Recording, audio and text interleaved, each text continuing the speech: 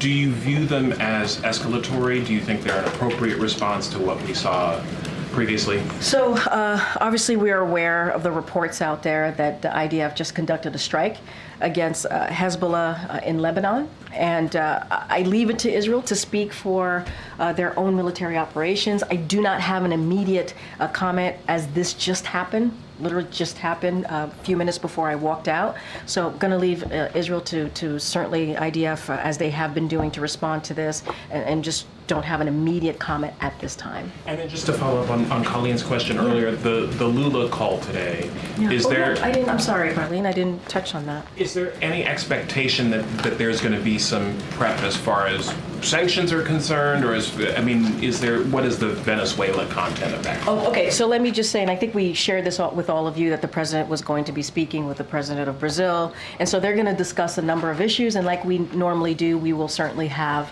a readout for all of you. So look, we are, as it relates to Venezuela, we are obviously in the process of evaluating the Maduro and his representatives due next, and we will respond accordingly.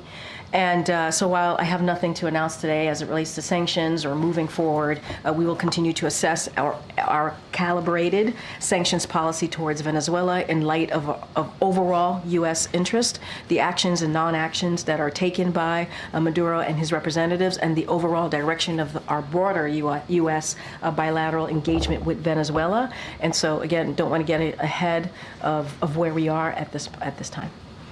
Go, Dan. Thanks, Green. Just going back to Israel, if I may, Kirby said yesterday that fears of an all-out war between Israel and Hezbollah were exaggerated.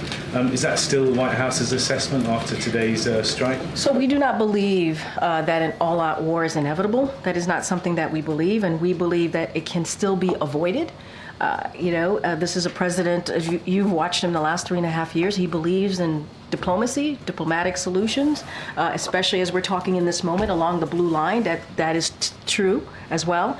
And so, and that will end these attacks if we have some diplomatic kind of solution from Hezbollah once and for all, and allow Israel and Lebanese citizens on both sides of the border to return to their homes and live in safety. And that's what we want to see. So that's what we believe. There's a diplomatic solution here, and that's what we're trying to get to. And will the White House be reaching out again to Israel in the wake of this strike?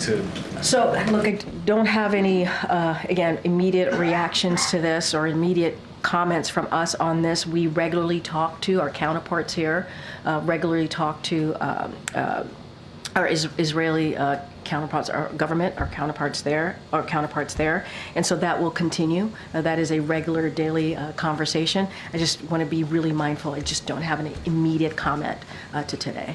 Kadweja. Thanks, Karine. So what reason do you and the president have to believe that there is a diplomatic solution here? Because we have to continue to be optimistic here. I think it's important to have a diplomatic solution. We do not want to see an escalation. We do not want to see an all-out war. Those conversations happened, the diplomatic conversations. Obviously, I'm not going to get into private discussions from here, but it is important. It is important for the people of Israel. It is important for the Lebanese people to live in safety, to get back to their homes, and that's what we want to see. And then following up on something else.